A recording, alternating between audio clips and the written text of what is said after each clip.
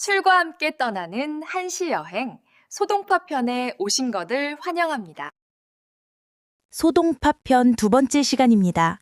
지난 1화에서는 혜성처럼 등장한 젊은 천재의 소식이 인생을 눈 위의 기러기 발자국에 비유하며 보여준 깊은 통찰에 다 함께 감탄했었죠. 구독과 좋아요로 함께 해주셔서 감사합니다. 안녕하세요. 네, 맞습니다. 모두가 그의 성공에 축배를 들 때 그는 홀로 삶의 본질을 꿰뚫어 보고 있었죠. 하지만 여러분, 그의 그 빛나는 재능과 굽힐 줄 모르는 신념은 곧 그를 거대한 정치적 소용돌이의 한가운데로 밀어넣게 됩니다. 역시 순탄하게만 흘러가지는 않는군요. 지난 화 마지막에 예고해 주셨듯이 그의 강직함이 당대 최고의 권력과 부딪히게 되는 건가요? 그렇습니다. 당시 송나라 조정은 재상 왕안석이 주도하는 신법이라는 급진적인 개혁 정책으로 들끓고 있었습니다.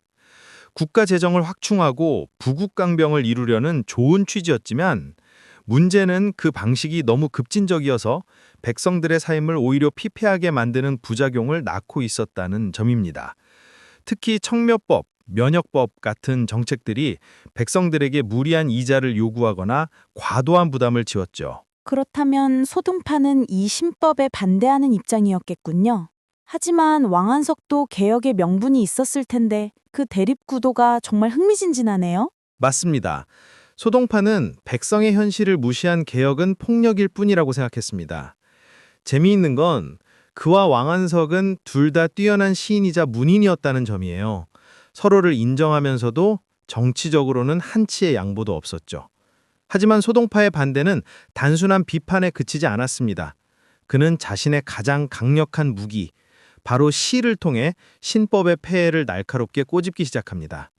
그가 마신 술은 더 이상 축하의 술이 아닌 현실에 저항하는 저항의 축배가 된 것이죠. 시로서 현실을 비판했다니 정말 시인답네요. 어떤 시였을지 정말 궁금합니다. 오늘 만날 시는 그가 항주와 밀주 등지의 지방관으로 근무하며 직접 목격한 참상을 그린 연작시입니다. 산촌 5절, 즉 산골마을의 5절구 중 한 수인데요. 이 시는 훗날 그가 반역죄로 체포되는 5대 시안의 결정적인 증거가 되기도 합니다. 짧은 4구절 안에 담긴 그의 날카로운 비판과 백성을 향한 깊은 연민을 느껴보시면 좋겠습니다. 자, 이제 시를 만나볼까요?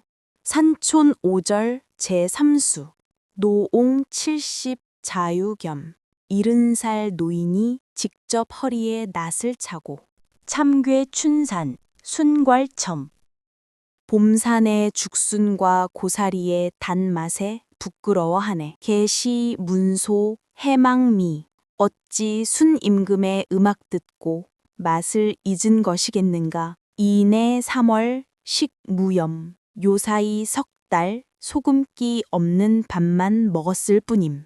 와, 정말 짧은데 그 안에 담긴 이야기는 너무나 무겁고 슬픕니다. 특히 봄산의 죽순과 고사리 단 것에 부끄러워한다는 표현은 무슨 뜻인가요? 맛있는 걸 먹는데 왜 부끄러워하죠? 바로 그 부분이 소동파의 절묘한 풍자입니다. 한 구절씩 살펴보겠습니다. 첫 구절, 노옹 70 자요겸. 노옹은 늙은 남자, 할아버지죠. 70의 나이면 편히 쉬어야 할 텐데 자요겸, 스스로 허리에 낫을 차고 산에 오릅니다. 누구 하나 도와줄 사람 없이 직접 일해야만 하는 노인의 고단한 현실을 보여줍니다. 네, 첫 구절부터 마음이 아프네요. 그런데 두 번째 구절은 정말 이해가 잘 안 됩니다. 두 번째 구절, 참괴 춘산 순괄챔. 여기서 참괴는 부끄럽다는 뜻입니다. 노인은 봄산에서 캔 죽순과 고사리가 달다고 느끼는 자신의 처지가 부끄럽다고 말합니다. 왜일까요? 산나물이 맛있어서가 아니라 너무 오랫동안 제대로 된 음식을 먹지 못해 이런 것마저 맛있게 느껴지는 자신의 혀가, 그리고 그런 비참한 현실이 부끄럽고 서러운 겁니다. 그런 깊은 뜻이 있었군요. 단순한 맛에 대한 이야기가 아니라 가난에 대한 한탄이었네요. 그렇습니다. 그리고 이 한탄은 마지막 두 구절에서 분노에 찬 비판으로 폭발합니다. 계시 문소 해망미. 여기서 문소는 아주 고상한 옛 이야기를 인용한 겁니다. 옛날 공자가 제나라에서 소, 즉 순임금의 때의 아름다운 음악을 듣고 석 달 동안 고기 맛을 잊었다는 고사에서 따온 말이죠. 소동파는 지금 이렇게 묻는 겁니다. 내가 지금 공자처럼 고상한 음악에 심취해서 음식 맛을 잊은 것 같으냐? 일종의 반어법이군요. 정확합니다. 그리고 바로 다음 구절에서 진짜 이유를 밝히죠. 이내 3월 식무염. 식무염, 즉 소금을 먹지 못했다는 겁니다. 요사이 석 달 동안 소금 구경도 못했으니 음식 맛을 알 득이 있겠느냐는 거죠. 당시 소금은 국가가 관리하는 전매품이었고 세금의 원천이었습니다.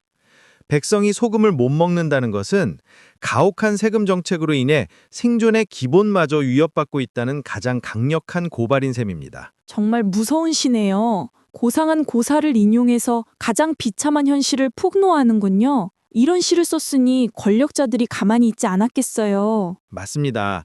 문인들과의 술자리에서 이런 시를 일프며 울분을 토했지만 그 모든 것이 감시당하고 있었습니다. 신밥을 지지하는 세력들은 소동파의 시 한 구절 한 구절을 수집해 그의 반역 의도를 입증하려 했죠. 그가 마신 저항의 술은 결국 그의 목에 칼을 겨누는 빌미가 되고 맙니다. 다음 시간에는 바로 이 시들이 증거가 되어 그가 사형에 오를 위기에 처한 절체절명의 사건, 5대 시한, 즉 어사대에서 시로서 죄를 다룬 사건을 만나보겠습니다.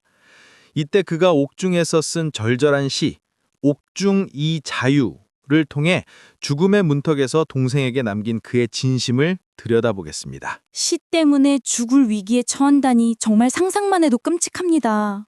그의 운명이 어떻게 될지 벌써부터 가슴이 졸이네요. 자, 그럼 오늘 배운 이 시를 다시 한번 우리말로 낭송해 보겠습니다. 귀 기울여 들어주세요. 산촌 5절 제3수 70살 노인이 직접 허리에 낫을 차고 봄산의 죽순과 고사리의 단맛에 부끄러워하네. 어찌 순임금의 음악 듣고 맛을 잊은 것이겠는가. 요사이 석 달 소금기 없는 밥만 먹었을 뿐이라네. 오늘 소동파의 저항정신에 함께 공감하셨다면 구독과 좋아요로 저희의 여정을 응원해 주세요. 여러분은 불의에 맞서 자신만의 방식으로 저항의 목소리를 내본 적이 있으신가요? 여러분의 경험을 댓글로 남겨주세요.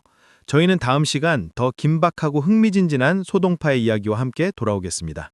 함께 해주셔서 감사합니다. 다음 시간에 꼭 다시 만나요. See you next week. Goodbye. Goodbye.